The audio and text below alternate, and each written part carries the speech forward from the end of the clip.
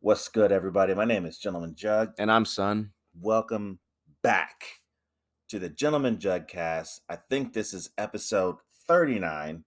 How you doing today, boy? Oh, I'm doing good. Good. Anything exciting happen over the past week? Started watching Dragon Ball. Hmm. Okay. All right. Well, I mean, look, I've already seen it, so I know the deal. But we got another movie to talk about this time, and I wasn't thinking about doing it, because it's one of the few superhero movies that came out before I was born. What's this movie, boy? Superman. Superman from 1978. Okay. I mean, look, it's a classic. It's one of the pinnacle movies of, I guess, the superhero movie generation. Yeah. Um, I don't know why people keep saying it was the first. Technically, it is not the first. Um, there were plenty of Batman. I mean, I guess you could call them. Could you call them movies? There were serials. You haven't seen them, No. but I mean, I'm not old enough to have been there when they came out on TV, but I have seen them. Um, and I mean, what do you want? They're like, completely black and white, no words, and it just like the most basic of basic shit you can get when it comes to like anything superhero. And it's probably the easiest to do because it's Batman and Robin, and I mean the costumes looked like ass, everything looked like ass, nothing was good, but maybe for kids who are seeing them like every week, they put their 25 cents in and then they go watch a movie all day or whatever the hell it is. I don't know. I want to say that the Superman 1978 movie, is the real deal. Yeah. Like the first time they took something like serious, or as serious as they could in accordance to this movie. Um, and we'll get into that movie. So the movie we're talking about this week is Superman 1978. Um, like I said, I wasn't born during this time, or even when the second one came out. And for a kid like me, I enjoyed the hell out of this movie. Um, but that's probably because it was like the only movie of superhero-ness that happened. If I'm correct, this movie came out like a year after the first Star Wars movie came out, A New Hope. So I don't know when they started filming this. They probably were filming it while Star Wars was coming out. I don't know. I have no idea how long movies took. I have no idea how long it took to make movies then. You know, Nowadays it's like sometimes it's a couple years, sometimes it's a year. So sometimes it's a few months, depending on the movie. Any Marvel property is going to be like 3 years out. Oh, So wow. usually, I mean, like understand, like Doctor Strange, the multiverse of madness. I remember that was announced like right after Infinity. Or, I'm sorry, Endgame. Still, Right, this all come out yet. it'll come out this year. Oh, okay. You know, but I mean this movie is a whole different beast because this movie came out at a time when people really weren't freaking taking superheroes seriously. I believe the Comics Code of Authority was still in play at the time. Uh, Um, so it just and I remember there was like a news story, that I saw on YouTube a long time ago that like they were talking about the Superman movies coming out and it's making this much money and blah blah blah. But Jerry Siegel and Joel Schuster, they work at a grocery store, the creators, and then finally they got their credits added on for this movie, I believe, and then that was that. Um, but other than that, though, um, we'll have to get into it. yeah. Okay, so this movie, even though it came out in 1978, it still looks pretty good, in my opinion. I mean, watching it on a freaking, high definition television these days, you can kind of see the corners that were cut on a lot of things just to make it look right. Like Superman's cape never blows in the wind. Okay, it always hangs off the side of him when he flies. And then you can see when he does fly, sometimes like he's trying to freaking go somewhere, but the cables are like pulling him a different direction. I think it's funny is that I know there's one scene where like he tries and then he like gets pulled sideways. Yeah, he got pulled completely sideways. You're like, oh, okay, fine, whatever. It's like a game glitch. Yeah. Of course, but this was of the times, and of course, there's a lot of scenes where like they're trying to show you how that he's flying. So like they put the camera right behind his head, when he's chasing something, plenty of freaking, green screen. I guess I wouldn't say green screen, but it's like another screen behind him. Yeah. It's like he like pops out. Yeah, like he sticks out. But I mean, it probably looked a lot different in theaters, which I did not see this in because I wasn't born yet. I don't think I saw a single one of the Christopher Reeves Superman movies in theaters, and the only one that I can remember, which was my first one, unfortunately, is Fortunately. No, unfortunately, my first superhero movie is Superman 4: A Quest for Peace. That's what brought me into the game. Okay. It had to be pretty good. I mean, look, I don't remember when I remember being 7 years old when I remember seeing it. And I remember like I loved it because like superhero movies were like you didn't get them very often. So when you did, you watched the shit out of it. That's just what it was. And I must have watched Superman 4: A Quest for Peace over and over and over. So my kid eyes know that freaking movie like the back of my hand. It was great to me as a kid. And then I watch it as an adult and I'm like, what in the fuck was I thinking? But we'll get to that movie. But this movie, this movie kicks off in 1978. And it starts with narration from a child about the Daily Planet for some reason. I'm like, oh, like Smallville. Yeah, I don't know what that's about. I don't. And it was never addressed again in this movie. So the opening credits play in order from who was most famous at the time, and at the time it was not Christopher Reeve. Which let me go ahead and set this straight. All right, Christopher Reeve is a great Superman. Okay. For me, at the time, he was Superman. Yeah. Okay. There have been plenty of other people who've played Superman along the way. A lot of them great, some not so great. Henry Cavill is my favorite Superman. He looks the part the most. He's actually the size Superman is, in comics. It's like he looks like Superman jumped off the page. Yeah, that's the reason why he's my favorite. Now, that's why I'm like, why is he not in these movies more? Yeah, that's a good question. That's a very good question. Why are you trying to replace this? But as far as Superman, he looks like Superman to me. Yeah. The most. But Christopher Reeves is like really high up there as far as Superman because, he made you believe that he was Superman. And a bunch of, and a handful of scenes, you're like, that's freaking Clark Kent, and then he transforms to Superman right in front of your eyes. Like, that's Superman. That's impressive as hell. Now I don't remember if this is his first movie. It probably is, but he wasn't as famous as the other two characters who were named before even the word Superman came up. And that would be Marlon Brando and Gene Hackman. And it just rubbed me the wrong way when I saw this. And I was like, I forgot that happened. Superman is the star here. But the movie's like, nah, it's Lex Luthor. He's like, let's talk about freaking Jor-El and Lex Luthor first. Yeah.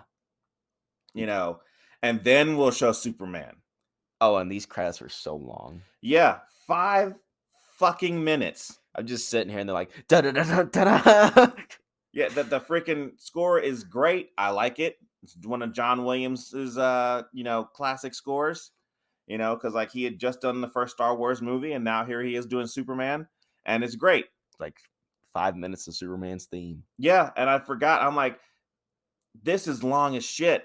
And then I'm like, wait a minute, you're from a different time period, Justin, where movies just start. That's it. They just start. So I just was like, what the hell? I can't remember the last time a movie just started. you know. So opening credits were like long as fuck. Just long as fuck.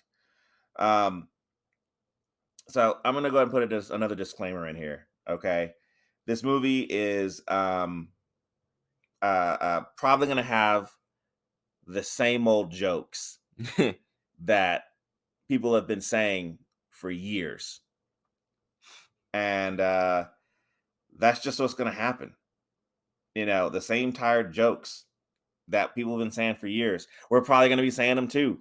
This is not and you should understand, this is not our first time seeing this movie, and if you're listening to this, probably isn't yours. Or maybe it is.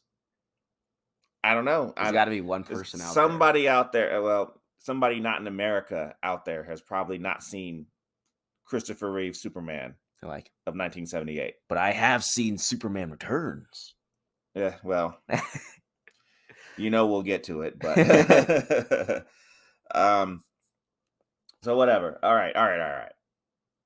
Into the movie. Okay.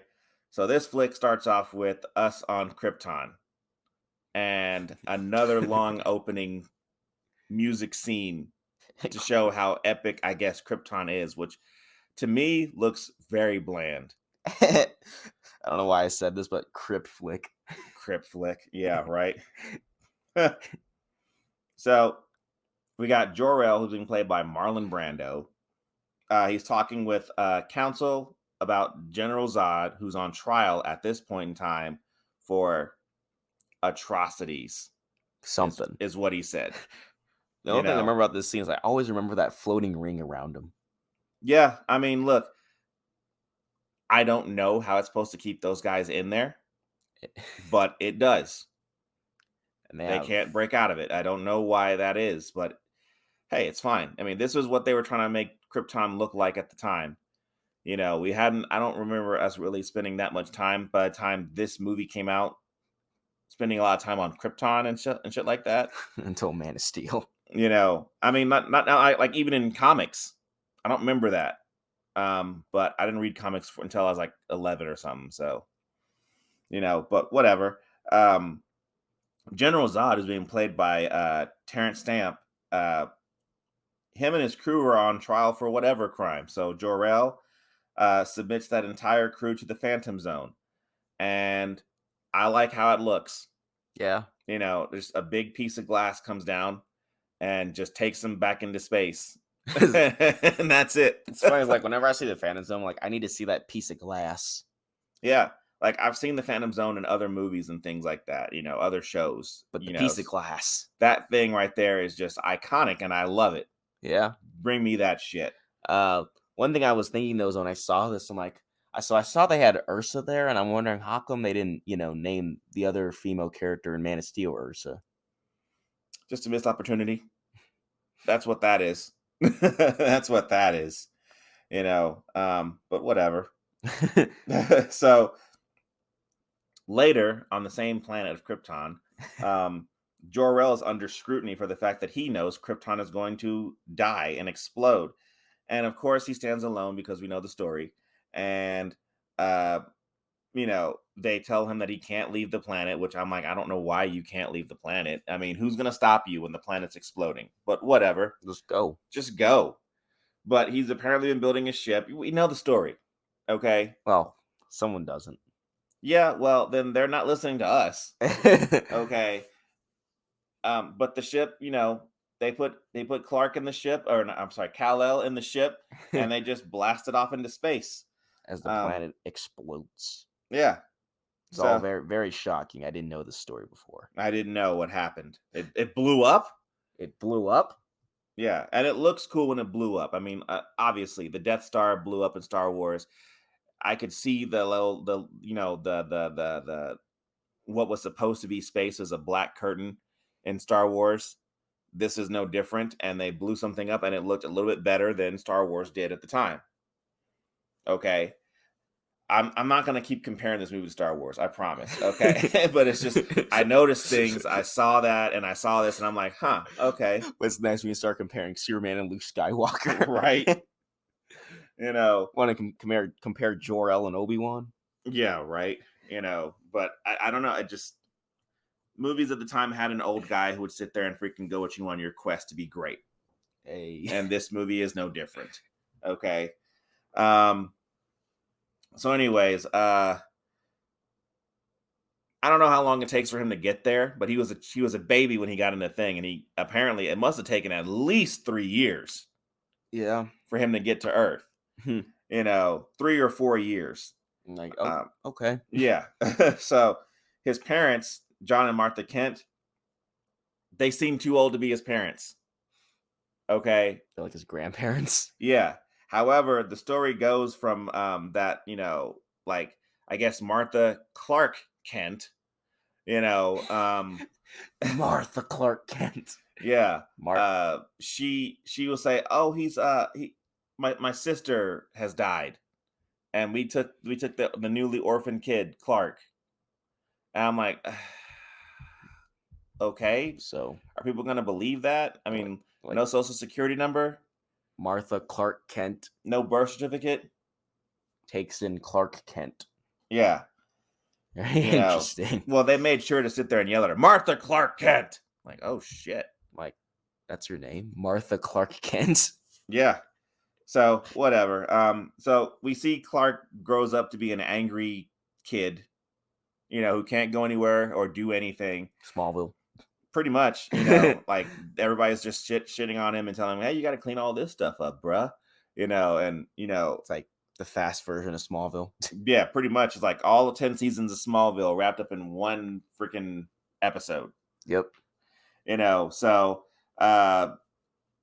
we see Clark, he kicks a football into space, and then we see him freaking running home, running faster than trains and shit like that. And look, it looks dumb because this is the technology that they had at the time.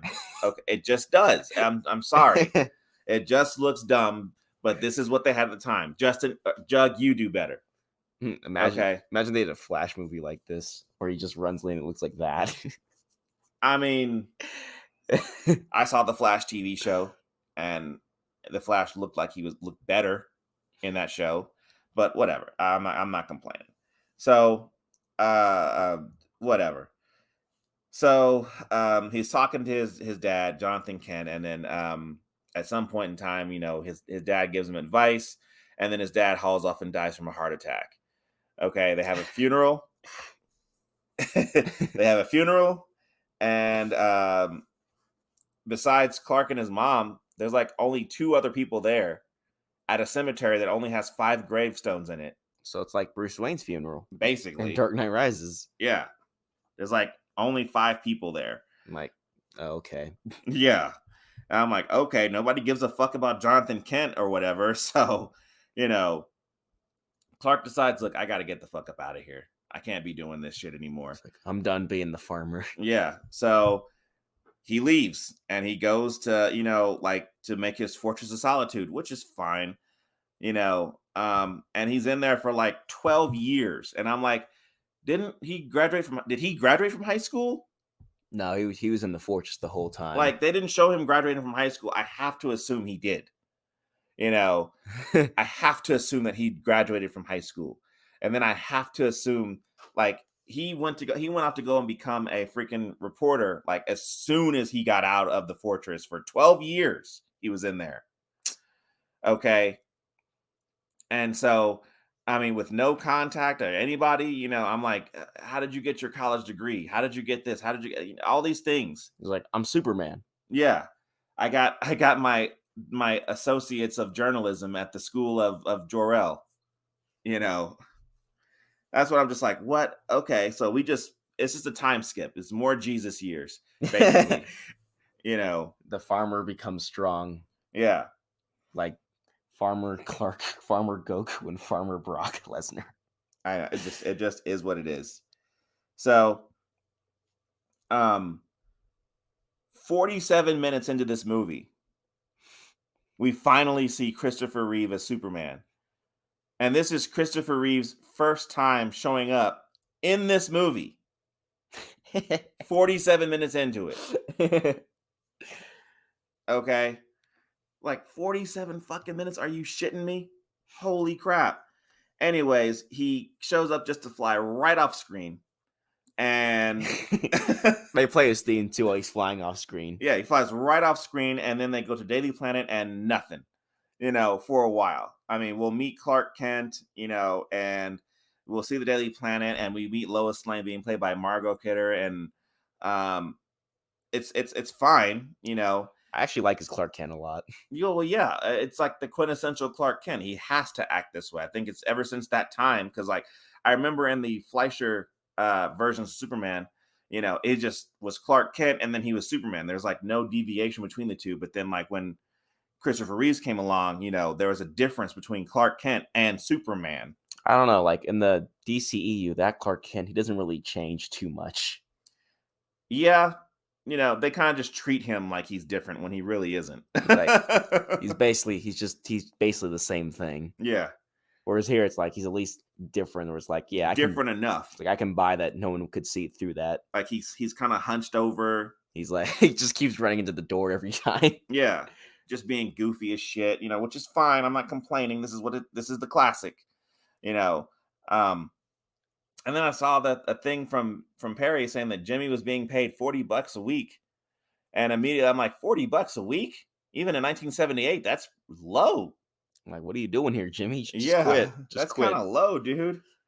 Anyways, better luck running a hot dog stand. I know. Holy shit. So, we see Clark, being mild mannered and blah blah blah. We know he's Superman and stuff like that, and then they get robbed, and Clark, freaking eats a bullet. And it's fine. Like that Wonder Woman scene. Yeah. Or I guess that Wonder Woman scene's like this. So enter Lex Luthor, who's being played by Gene Hackman. The best Lex Luthor. I know he won't shave his head at this time because, he part of his contract was like, I'm not shaving my freaking head. So, like that's mostly his hair, even though his hair changes styles throughout the entire freaking movie. All those wigs. Yeah. So he's been rolling around with an unshaven head, and we kind of get a small glimpse of what his plan is. So, anyways, at this point, I look at the movie at this point, and then I'm kind of getting kind of boring. But that only lasts for like a second because the helicopter scene kicks off. Yeah. Okay. I think the director, just finally got to the point where he's like, all right, we've been doing this for long enough. World building for long enough. We need to get some action in here. Superman's got to do stuff. It's funny is that when he changes to his suit, there's a guy's like, that costume is bad. Yeah, I okay. It's like, appreciate it, dude. So the helicopter scene kicks off, and I'm looking at the helicopter, and immediately I was like, using my dumb, stupid brain, I'm like, couldn't Lois have climbed out onto the other side before the helicopter started to go down? They do have doors on both sides, but whatever. In any case, she didn't do that. We need a movie to happen. Yeah. So, Superman runs like 4 blocks at regular speed. And Could have just used super speed. He runs 4 blocks at regular speed. He's like, while wearing his hat. Right. And while wearing his hat, and changes into a freaking revolving door. I like how he rips off his clothes, and you see a Superman as well, there's a bunch of people in front of him. I know, he's just running. I mean, but he hasn't shown up Superman, so nobody's like, what the fuck is this? They're just like, cool shirt, bro. I know. So whatever. He goes up there and he straight arms a helicopter, which is fine after he saves Lois. And then, he flies off and he does patrol. Now, I'm thinking of this like a dumb asshole, all right? Superman, Clark, when he left the Daily Planet, he was just going to go home and watch TV, right? Because of this But then the helicopter. helicopter went down and he saved it. He's like, I guess I should just go on patrol then. And he went on patrol. Why? Why on this night? He's like, tonight. Like, no TV, it's Superman night. Yeah, so he went out and he did Superman stuff. Like a guy climbing up a roof and he's just there. He's like, hi. Then the guy falls. He's on the other side. Hi. Yeah, like a car chase is happening and he's on the boat. He didn't look. Superman didn't throw a single punch at all here. He didn't punch. He didn't even hurt anybody. He didn't tackle. He didn't spear some guy through a wall. He didn't do none of that shit. Or, But he was saving cats from trees and doing Superman things, all the stuff that we love when we saw this the first time we saw it. like, yeah. He even saved the Air Force One, what the plane the president flies on, boy. He even saved it because one of the engines got hit by lightning. What do you think the president was thinking in that plane? So he saved Joe Biden. Well, it wasn't Joe Biden, although Joe Biden would have been around to be there at this time. So maybe he could have saved him. I mean, he could have if Joe Biden was president, which he was not. So I believe at this time, if my history serves me well, it was either between Jimmy Carter or Ronald Reagan. So he saved one of them. Yeah, whoever was in there. So anyways, the next day, Superman's big news, of course, right? Everybody's been seeing him and blah blah blah blah. Oh yeah, there's one more thing I forgot about that night. The car chase that happened, half of those criminals ended up on a boat. And he took the boat and he just picked it up and he put it in the middle of the street in front of the police station. Why? He's like, oh, you guys want the criminals? Here's their boat. Yeah, why? Like, dude, like the police officers are out there freaking, clapping their hands and blah, blah, blah. And like, yeah, good job, Superman. I'm like, if I'm the one of those cops, I'm like, dude, we have to get this fucking boat out of here. You can't just fucking put a boat here and then just fly off. Just pick the people up. I know. It's like, you're strong enough. Like I just saw, I was like, okay, whatever. So back to the next day. Superman is the big story and everybody's trying to get an interview with Superman and blah, blah, blah. And, it's no big deal, and eventually it leads to Lois being able to see Superman at her house that night. Yeah, it's fine. I'm not complaining about it. And more Lex Luthor stuff. Yeah, a little bit more Lex Luthor stuff, but like they have a romantic flight. I don't really care. The flight lasts for way too long, in my opinion. It's like, oh my gosh, it's like it feels like 40 minutes. It feels like a long time. Okay, so somehow Lex Luthor figures out that kryptonite will kill Superman using whatever weird fucking science he just came up with. Also, he's like in a sewer. Well, I mean, they built their freaking whole place in a sewer, I guess, So does that mean every time he's in the swimming pool, he's swimming in sewer water? Well, the water looked pretty clean to me, so it can't be. I guess somehow he figured out how to clean it. He's smart, apparently, so he got a swimming pool down under a sewer. Yeah. So his whole base is just weird. I'm not complaining because that doesn't bother me. I would assume that somebody like Lex Luthor could do something like that and make it look cool and not pay anything, but and somehow get electricity to funnel to it. So yes, but he's not smart like BVS Lex Luthor. No, he's not smart like that guy. That guy's the smartest Lex Luthor ever.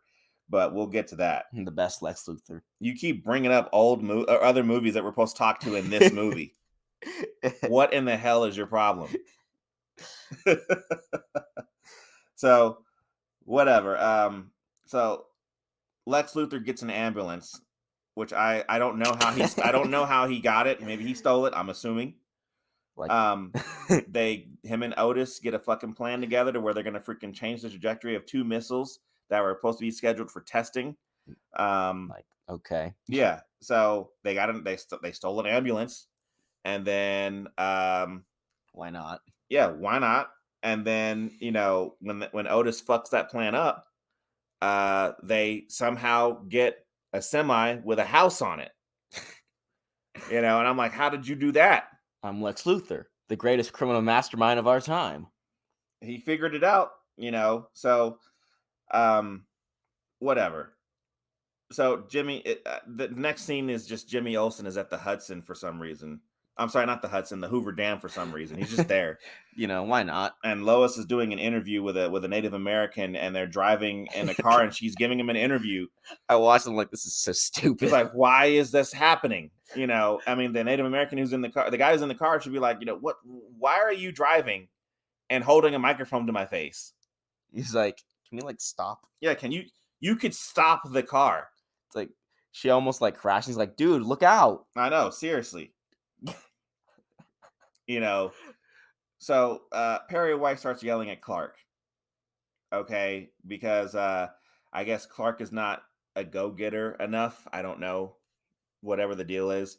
He's like, you need to get more information on Superman and blah, blah, blah. And while this is happening, Lex Luthor, which I don't even know that he could even figure out that Superman had super hearing.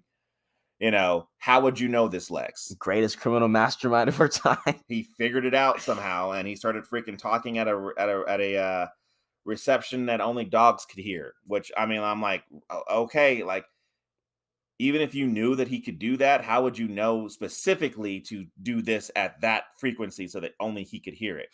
Greatest criminal. I'll stop now. Yeah. So because of this, Lex Luthor is able to get Superman to come to his lair. I just like how Perry's talking to Clark Kent. He's just walking out and and then he goes up to a window and he just jumps out the window. And I'm like, no one saw that suspicious? Yeah. And look, this is at 1 hour and 45 minutes into this movie, or at least the version we watched. He jumps out the window and changes into Superman while he's flying down, but he still has his fucking slacks on. I was like, what? Yeah, I had to watch it 4 times. I'm like, I need to make sure that I saw what I just saw. Still have the slacks. Yeah. Mm-hmm. So, Clark Kent or Superman flies to a specific spot and he tunnels his way down there, and people are just looking. So how does he know? Well, he knew that it was there. He knew that's where it was. The thing that I have a problem with is how come the police didn't sit there and be like, oh, this is where Lex Luthor's lair is? Because they've been looking for him, right? Yeah. So they should have gone in. But whatever, they didn't do that. Nah. Yeah. So we get to the point of Lex Luthor's plan, and this is the plan. All right. I don't know if you guys know this. I'm pretty sure if you're listening to this, you know the plan. But here's the plan. All right. So Lex Luthor's been buying up a crap load of freaking worthless land by the San Andreas fault line. Okay. And the idea is that he is going to have all this land, and as soon as he sits there and blows up a specific spot in this area, it'll push all of California into the water, and then there will be brand new beachfront property on that particular spot. Okay. He's going to remake California. Okay. And this will make him probably trillions. I don't know. At least billions by this time, because now people are like, well, we want to live here. And now it's safe because the rest of that, of California is out. Okay. It's a sound plan. I get the plan. Okay. It's not a bad plan. It's not a bad plan. Yeah. I mean, look, the only problem that I can see is that the government could just take your money. But here's the other problem. The government's also looking for Lex Luthor. Just like so he wouldn't be able to buy, he bought it all up, but then he wouldn't be able to really do anything. He's calling every single fucking town here Lex something. And then Otisburg. Yeah, well, that was Otis. Otis did that shit, but look, the plan is sound, and it might have worked if the government wasn't looking for you. Okay. That's probably how it would have gone. But they are. But they're looking for you. So, anyways, the rockets are already shooting off into their different areas, and the government's like, oh, we can't shoot them down for some reason, which I don't bullshit, but whatever. As soon as this happened, Lex Luthor somehow tricks Superman into freaking into getting kryptonite infected or whatever you want to call it. Oh, don't look in this box for the plans. They're right underneath my ass. And Superman's like, oh no, not the kryptonite. And he's like, oh yes, the kryptonite. And he fucking puts the kryptonite necklace around his neck and I throws him into a pool. I don't know why, but it's just funny to me just seeing Superman get pushed into a pool. It's like boom. He's like, oh. Yeah, but it's even more messed up because Superman technically has never even seen kryptonite. So he's like, yeah, like what is this? But he immediately knows what is kryptonite. Mike, you don't even know what it is though. Right? Like, I guess the Superman's really smart then. Yeah. So he just knows what it is. So Lex Luthor says that the missiles have already gone off and Superman couldn't possibly catch them both with his tremendous speed. Because he's drowning in my pool. Well, that's one reason. But, so Miss Teschmacher removes the kryptonite and Superman goes after the first missile and is headed towards New Jersey, and he gets and takes it out.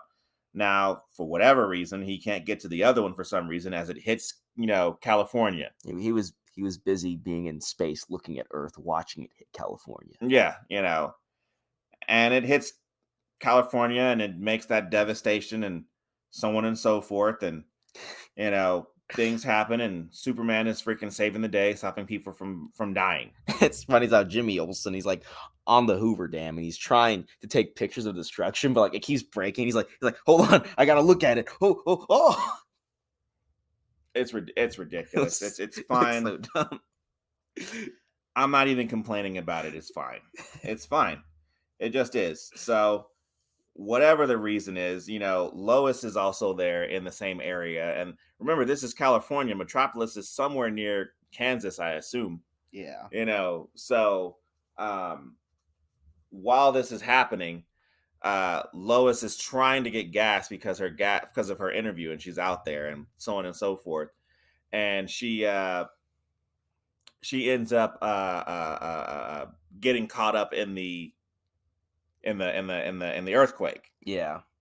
Okay. So while this is happening, Superman is saving all the freaking other people, and then he finally hears Lois Lane and that she's dying. So he gets to her, and she's already dead.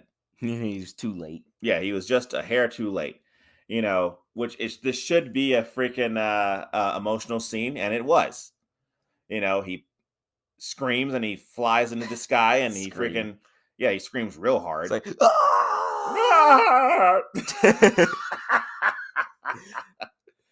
And he flies into the sky and he starts turning the earth backwards by flying around at the other direction. Now look, I don't even know if he knew that he could do that, but he did it. And look, yes, the jokes are there. Okay, this is impossible. This should never happen. Time would not sit there and go backwards just because you turn the earth backwards. All that. Yes, I get it. Okay. But he's Superman. Okay. So this works. All right. And it makes her undirty, destroys her car. All the shit that happened, but whatever. He gets back and he stops at just the right time and turns the earth back around so he can go just a little bit to where it was. Okay, which, look, if I'm Superman, there's like 3 more movies of this shit. I would just do it again. Every single time something bad happens, I can't stop. Just turn the earth backwards. I mean, what he could have done is just return all the way back to the start of the movie and then just go down the sewer and get Lex. Get him right away. Grab him from a swimming pool. Yeah, get him from... Look, I know who you are, you fucking bitch. He's like, huh? But this also freaking brings, an issue to the other problem that's at hand, that Lex Luthor, Superman, he could have easily caught both of those freaking rockets. I mean, but whatever. We're not here to talk about that. We're here to talk about how he's just standing out the window. Yeah. So whatever. Anyways, Lois comes back to life, and he's like there to sit there and say, hey, what's up? And then Jimmy comes in. Hey, you left me in the middle of nowhere. Fuck you, dude. Fuck you, Jimmy. Like, you almost died. All right, I saved your fucking life. You were going to fall off the Hoover Dam. Okay? And I saved your life and dropped you off. Okay? It's like, fucking piece of ungrateful shit. Anyways, Lois comes out and starts giving him the business. He's like, bitch, I just fucking turned the Earth time backwards to save your life. But she doesn't know. Okay. And he never says anything. Yeah, never says anything. So and then like he flies off because he's got a thing to go do, which is go get Lex. But then this line, it really pissed me off. Where, they said, where's Clark at? And he's like, you know what? Clark is never around when Superman's around. Do you think? No, I'm like, Clark isn't there because he's supposed to be in Metropolis at this time. And you're in. And you are in California. What did you expect him to be there too with Jimmy? Like, I'm gonna fall off the Hoover Dam, Jimmy. Yeah, I'm gonna fall off with you. No. Okay, so anyways, Superman takes Lex to prison. Like right to prison. Just in there. Okay. And I don't get it because there is a such thing called due process where you freaking take a guy to jail. They go to jail. They have a trial and then they get sentenced to prison. Not for Superman. No, he just takes them right to prison. He's like, I'm Superman. You can just put these guys in here. No trial needed. No trial. They just go here. It's like, look, I'll take a fucking cab home. Now listen. The police are looking for Lex Luthor. They've made it evidently clear. But you take him to a police station, not to a prison. Nah, I just put him in a prison. Yeah.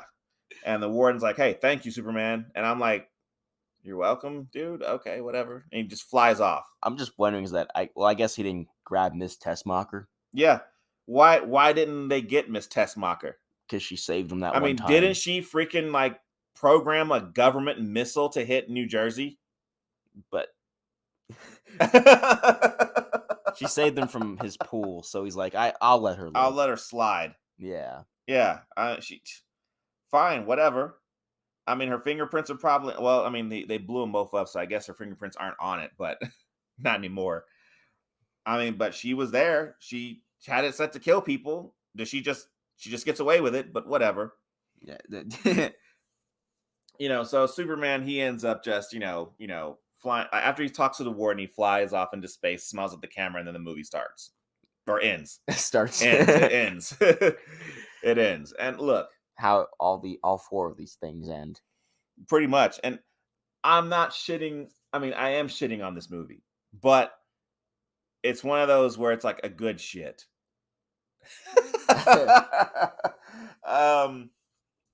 It's not a terrible movie. It was fine for the time it came out. Okay. So I don't know. What would you give this movie, a boy? See me, I'm probably like a 2. A 2? Because we shit on it for an hour? But like a high 2. Okay. I'm giving it a 3. Look, it was the first, it was what we had. Okay. A lot of things don't make sense. Yes. But this was the best that could be done at the time. See, my problem is that I'm spoiled by Man of Steel, so that's fine. Hey, your decisions are your own. Whatever. But hey, look, it's it's a 3 from me. So I don't hate the movie, and Christopher Reeves is a great Superman. I would go as far as to say this is a good movie. Yeah. But just for the time, this is what they had. I guess for the time it would be like a 5 for them. Probably because it was the only movie. What other movie could they compare it to? Star Wars? So like we've been. Yeah. But the party's not stopping though. No. Okay. So next week we'll have another podcast about another movie in the DC universe. And that one will be available when it's ready.